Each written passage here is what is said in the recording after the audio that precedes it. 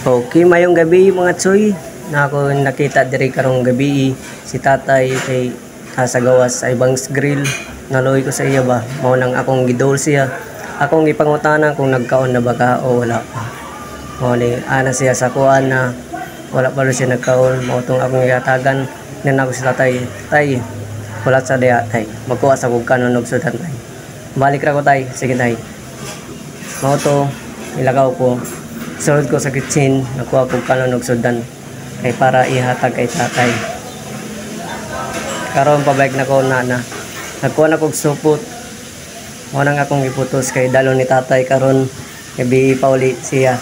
May na lang may madala ni tatay pag uli niya.